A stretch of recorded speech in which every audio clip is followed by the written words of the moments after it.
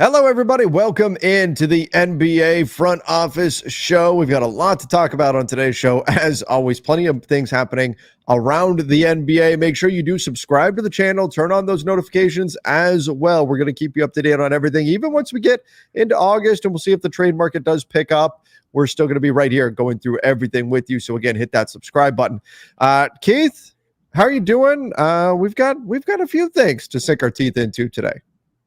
Yeah, I'm good. We had a good time last night on playback for Celtics Lakers. Once finally I got it to work, and took me the better part of the first quarter, but we finally got there, and we had a great time with that. Did a bunch of Q&A throughout because let's face it, it was a summer league game, and it wasn't the best summer league game either. So we made the best of it and had a great time anyway. And yeah, we've got some stuff to get into, a little bit lighter right now, as everybody knows. So but still some news. A lot of guards on the move. So I guess there's some of that going on. But yeah, where do you want to start? Let's start with. In fact, let's just start with those guards right now. In fact, let's begin with Russell Westbrook. Why is he still a Clipper? He's only making $4 million. We've heard he's going to the Denver Nuggets forever. And okay, it's been like a few weeks, but still, in NBA years, this part of the season, like every day feels like an entire year. Why is Russell Westbrook still, as of this moment, a Clipper? I don't know. It seems like the Nuggets are interested. I think we talked about this on the playback last night. I've just been handed an urgent and horrifying news story. Sorry for destroying anybody's eardrums there. Gary Trent Jr. has agreed to a 1-year deal with the Milwaukee Bucks. That has to be a minimum deal. It's got to be a minimum deal. That's all they had to offer. Wow, what a get for the Bucks. That is an outstanding pickup for them. I mean, for the minimum, like, you just filled in your starting shooting guard spot there. So that's crazy for the minimum. Unreal. Now, I'm assuming that's going to be a 1-year deal. Yeah, 1-year deal to the Bucks. Whenever they say 1-year deal and they don't list the salary, that's what they tell it's a minimum. Yep. Wow. Can't be a sign and trade because they're over the first apron. Yeah. Anyway, so that wouldn't be a thing. That would have to be at least a 3-year deal as well. I'm rapidly here pulling up the Bucks cap sheet. And sorry, Russ, we'll come back to you momentarily. So, all right. So now you've got kind of your wing rotation now. Chris Middleton, Gary Trent Jr., Pat Connaughton.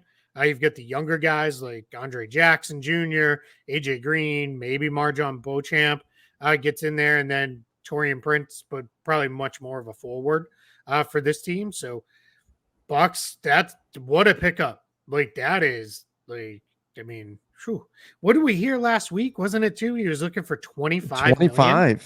Like, and he took 2. So, yeah.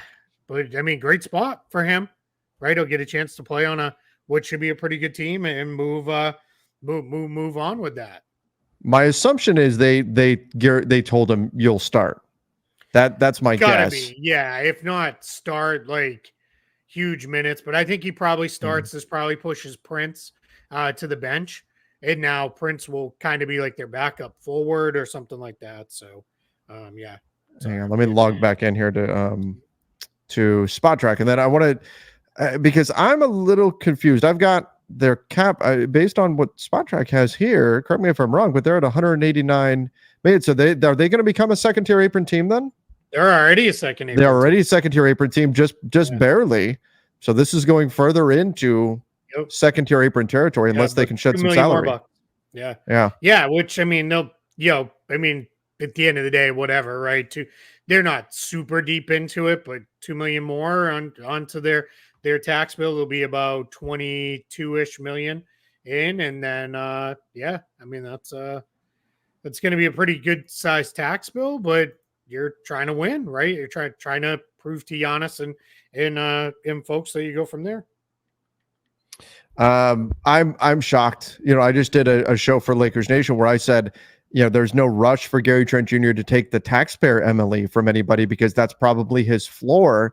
And here he is taking a veteran minimum. I never would have guessed he would take a minimum contract. I figured at least he would get a taxpayer from somebody, if not maybe a full MLE from somebody. This is shocking. Again, though, my guess is he's looking at this saying, I need to focus on what's going to get me the most money next summer in free agency. So let me go someplace where I'm going to play all the minutes. I'm going to be in a big role no matter what happens. And that's going to allow me to cash in next summer. Yeah, it got to be. Yeah, you like got to be for sure with that. I would. So if we do it kind of too deep style, almost right. Mm-hmm. It's football season's coming up here, but so you have Lopez and Portis as your two centers, and I realize Portis, Giannis, Lopez is really your three big rotation. But then you have Taurean Prince now can swing between the two forward spots behind Giannis, and as well as I imagine Chris Middleton will slide up to play the three, which he's done a lot in his career. Then you've got Middleton and like Andre Jackson Jr. would be the guy I would go with. There. Then you have now Trent Jr. and Pat Connaughton, and then Damian Lillard and DeLon Wright. So you really actually have a roster now that's 10 deep in actual NBA guys. And that's huge for Milwaukee, considering where they were towards the end of last season. I mean, if we go all the way into the playoffs, they had like 6 NBA players left by that point. So, I mean, that's pretty good work to get DeLon Wright, Taurean Prince, and Gary Trent Jr. all on minimum contracts. That's incredible. That's a monster offseason for the Bucks. We talked about last night when we were doing Lakers Celtics about which team may have had a really good offseason. I mean, the Bucks, their offseason looks great now that you got him, especially just given not that all of these players are world beaters, but the value in terms of the prices that you got them at. Absolutely incredible. Absolutely incredible. Yeah, without a doubt. And Trent's always been, for my money, a little overrated on defense. I don't think he's ever been fully that like stopper that people make him out to be. He was good in Portland and hasn't been good since. Yes. Yeah, exactly. Yep. But he's better than anything else they had at that spot. So that's big too, right? Because you're in the East, right? You're having to guard against like Donovan Mitchell, the Celtics wings, the Jalen Brunson, Mikal Bridges, Paul George now in Philly, along with Tyrese Maxey. I'm literally doing this on the fly off the top of my head, but like Jimmy Butler, Tyler Hero. So yeah, I mean, now you've got a guy in the East you can kind of at least throw on those guys and make them work more than they probably would have otherwise. So I couldn't be more impressed with what Milwaukee did. And that should just about finish them out. They had one open standard roster spot, and it looks like Trent's going to get it.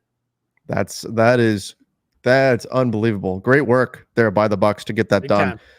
Can't believe that. Still disbelief that he was able to be had on a minimum contract after searching for $25 million. But again, we'll see if he cashes in next year in free agency next summer. Okay. Apologies to Russell Westbrook. You got pushed aside for a moment. Like the Matt Damon at the end of Jimmy Kimmel's show. Exactly. Sorry, Russ, we ran out of time. Exactly.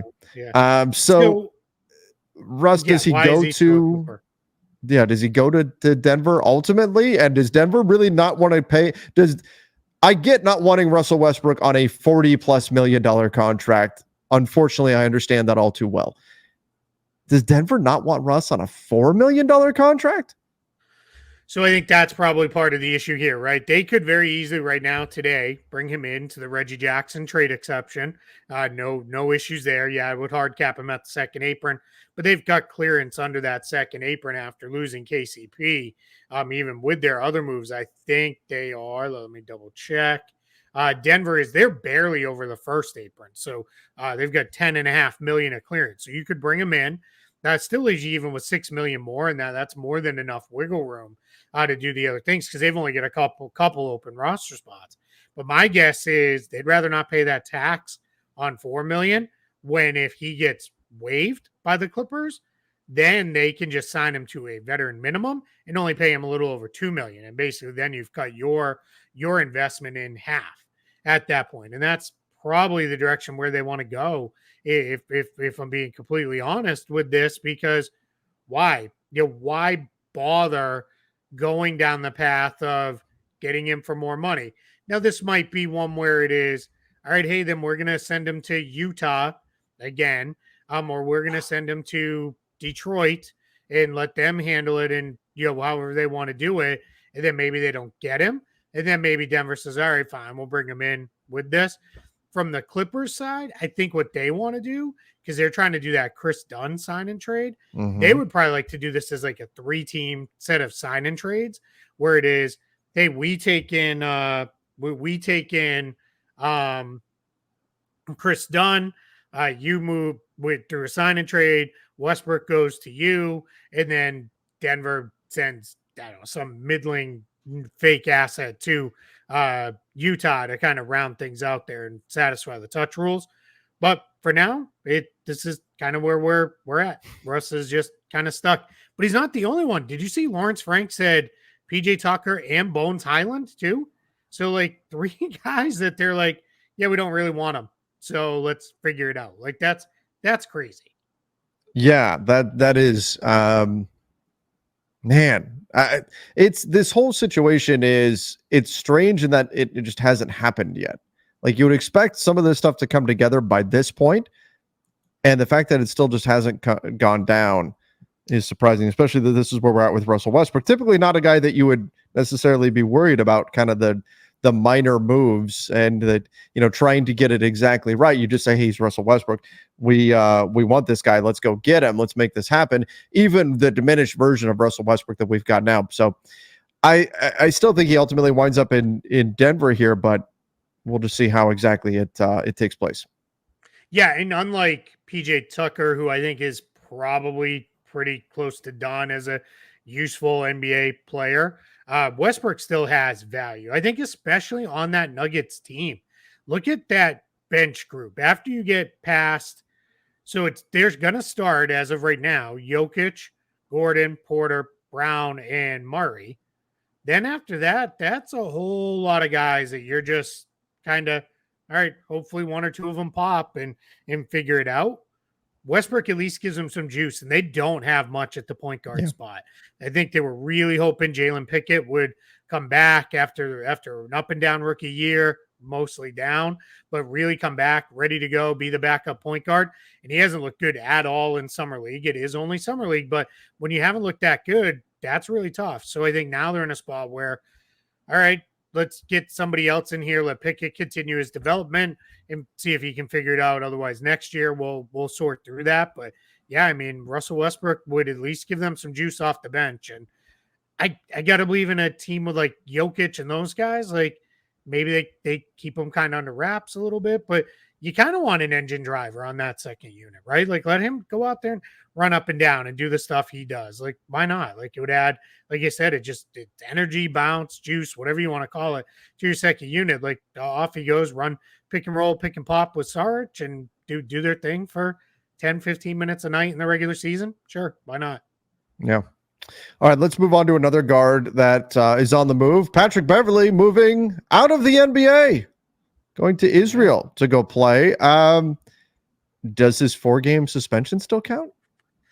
Not in Israel, it won't. No. But yeah, I mean, I don't think that was like the end of like reason why, but I do think teams had just tired of it. I think teams are like, there's a lot of nonsense that comes with signing Pat Bev, a lot of stuff, right? And part of it is going to be that 4-game suspension, his podcast, his treatment of media folks. I think you hit a point where the off the court outweighs the on court production. I think we tripped over that barrier, and I think the NBA teams collectively are like, yeah, for a minimum, we're good.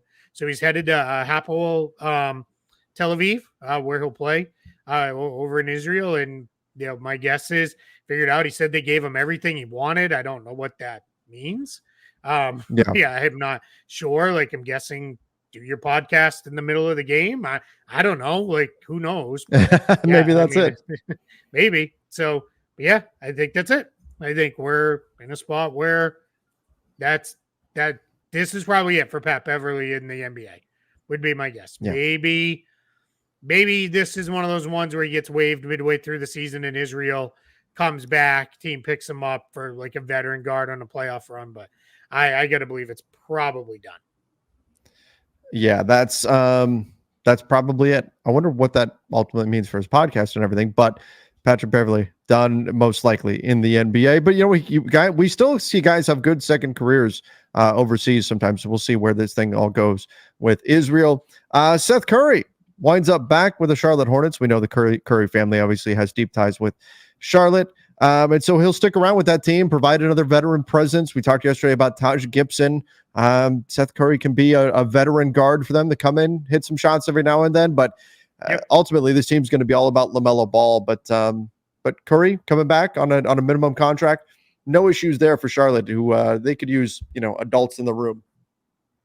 Yeah, without a doubt. We got into it a little bit on the playback show because somebody asked about Nick Richards, and I was saying I don't think Charlotte's just going to give him away because of Mark Williams and some of the issues he's had staying healthy. But I kind of use that to segue into, I was looking at some stuff with the Hornets. So this is their kind of too deep, if you will.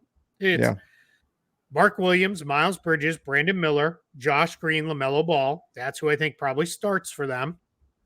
I mean, Josh Green gets the nod because he would be by a pretty wide margin the best defender. He's the best wing defender they have in there, without a doubt. And then you've got Nick Richards behind Mark Williams, Grant Williams behind Miles Bridges, Cody Martin behind Brandon Miller, Trey Mann behind Josh Green, and Vasily Micic behind LaMelo Ball. And then you've got like Seth Curry, Nick Smith Jr., you've got Tijan Salon, their rookie that they just drafted, and then Taj Gibson. That's actually a pretty functional roster.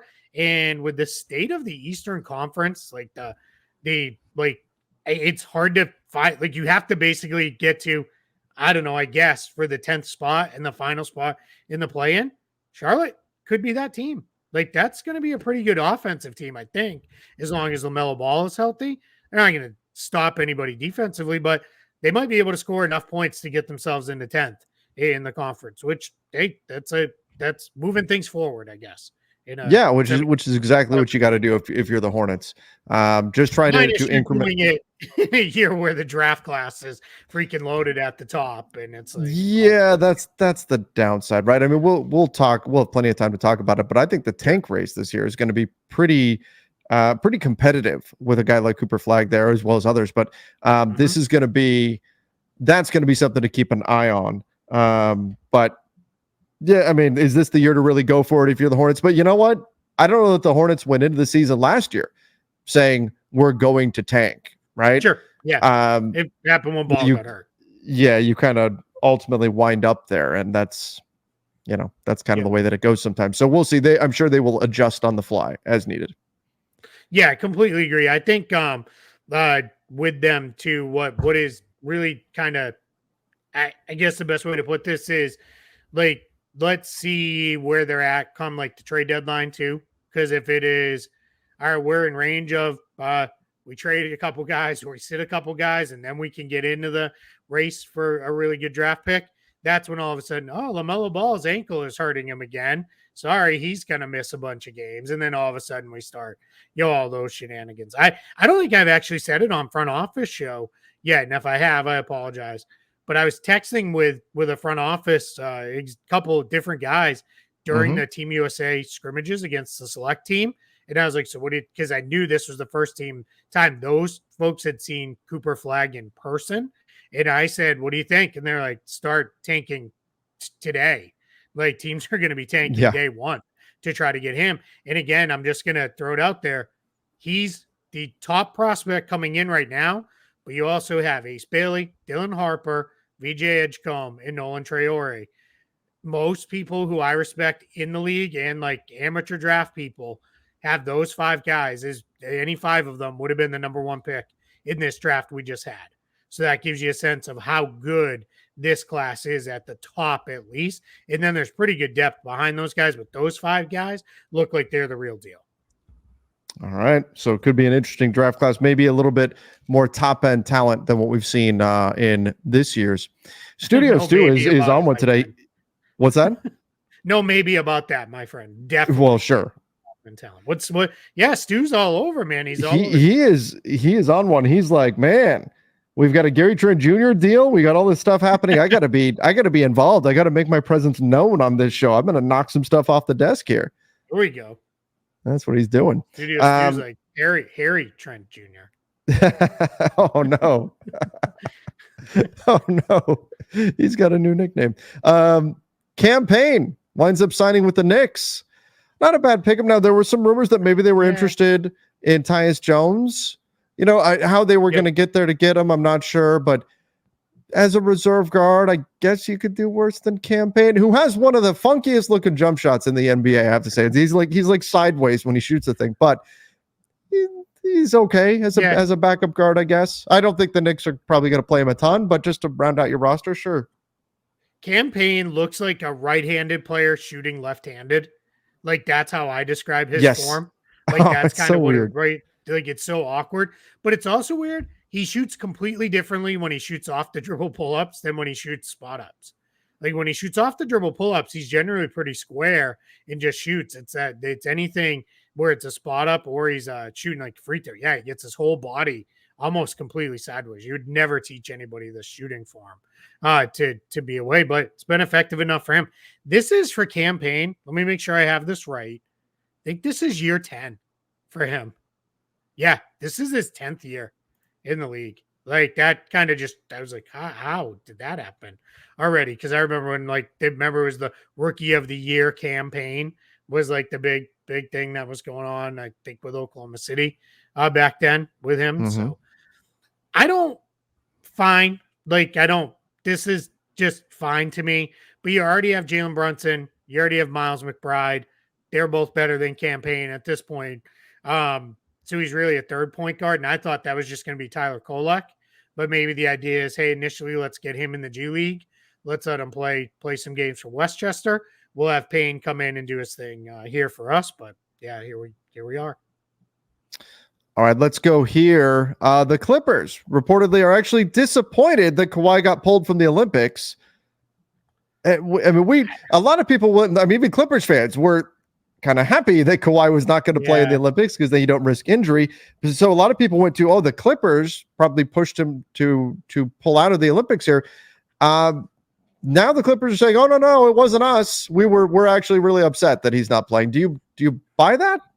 No, no, not at all.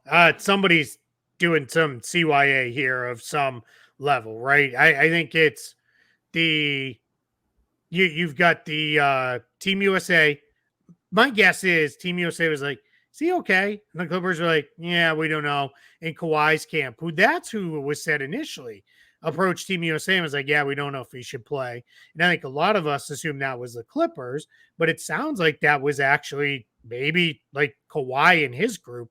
And we know they're the one group we will not hear from on this subject because he doesn't talk to anybody. The next time we'll hear anything from Kawhi Leonard will be at Media Day in the end of September, right? Like he's not going to do anything over the summertime, I would guess, unless, it's completely out of the blue. So my guess is this is the Clippers. Maybe they're doing a little damage control of, hey, don't spend the next 2 months worrying about this guy. Like, he's okay, he's fine. Like, we don't know why they pulled him, and it'll be all right. Don't cancel any season ticket packages in the new building. Like, he'll be there. Like, I don't know. Maybe that's some of what's going on here. But yeah, I'm really not entirely sure with this one. So yeah.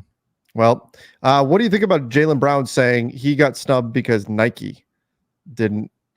I don't know. Didn't want him there. Like that was. Yeah, I mean, maybe a little weird. Like he's been very outspoken critic of Nike.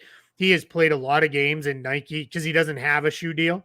So he's played a lot of games in Nikes, but he removes the Nike logo from them when he plays in Nikes. So yeah. I mean, he's clearly got an issue with Nike. I don't know, what that all fully stems from. I know he was outspoken critic of them when they kind of dumped Kyrie. He had stuff to say, but he had stuff to say about them previous. So maybe, I mean, we know they have some influence, but I mean, Steph Curry's not a Nike guy and he's on the team and gonna start and be one of the faces of the whole thing. So I really don't know what to make of all that. I think it's probably a whole lot of different things. I have heard a lot of people say that if it turns out Kevin Durant can't go, like it's just grab Jaylen Brown and just be done with it at Right. that point. And I'm as much as like I've already said, like I don't really need a fourth Celtics guy as a Celtic fan on Team USA. Sure. Because like, good Lord, put your feet up, please. But but yeah, I mean, fine. Like if that's the way they went, great. Yeah, all right, go. Like at that point, I mean, I guess invite Luke Cornett if you need a big or something too. Why not? Just have him wear green and just call it good. Then we'll find out can an NBA team really beat the world.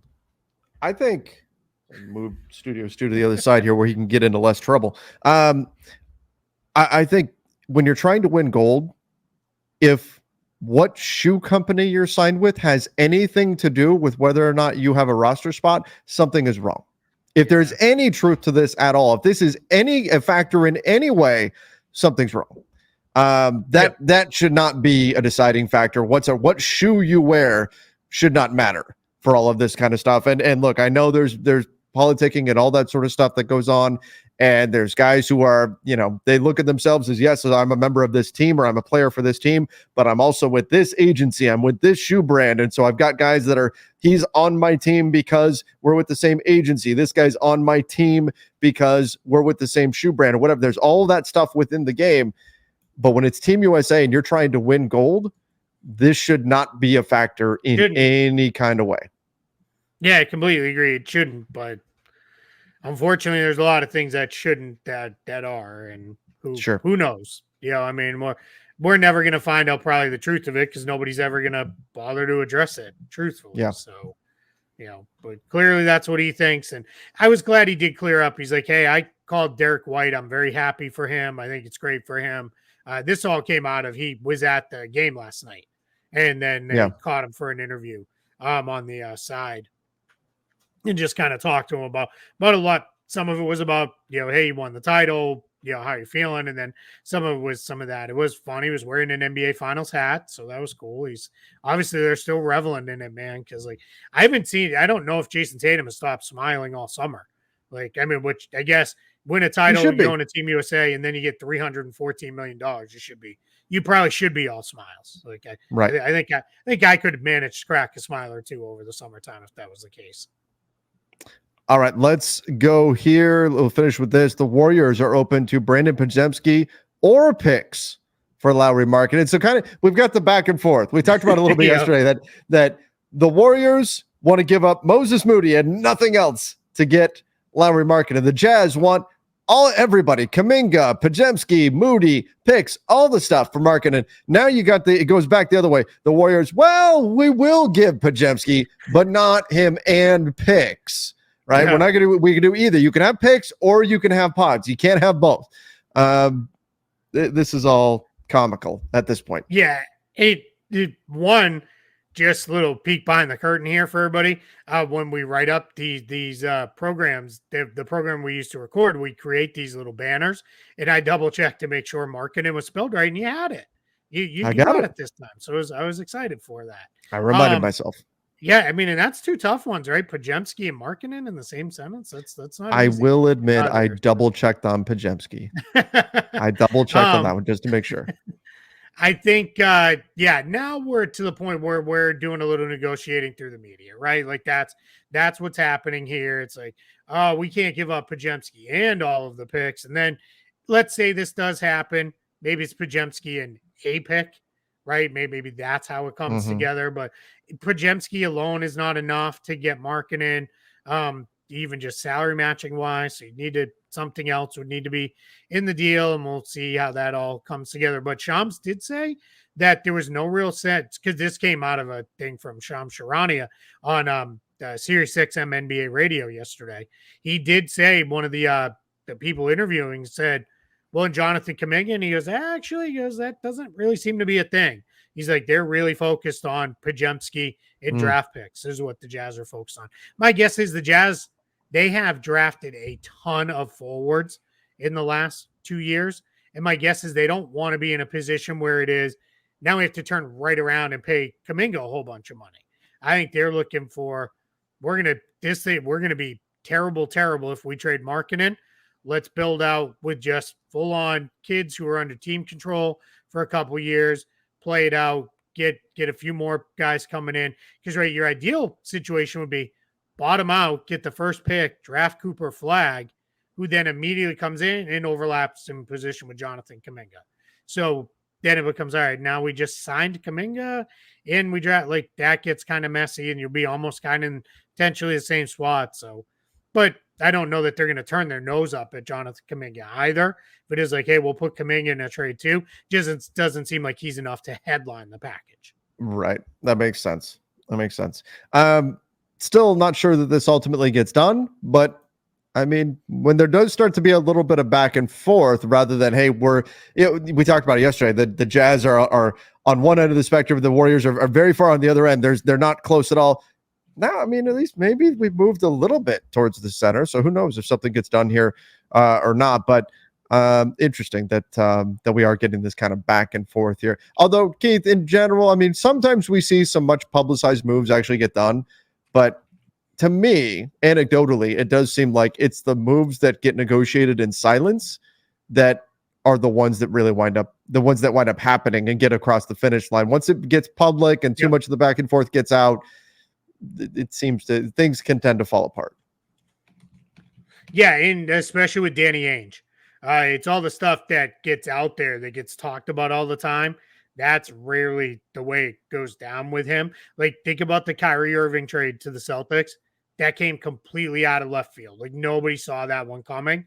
And then they were they weren't on his list of teams. So it just kind of comes together that way. So yeah, I think the more we hear about this, the kind of less likely how this is going to go through. Mark Stein just released his latest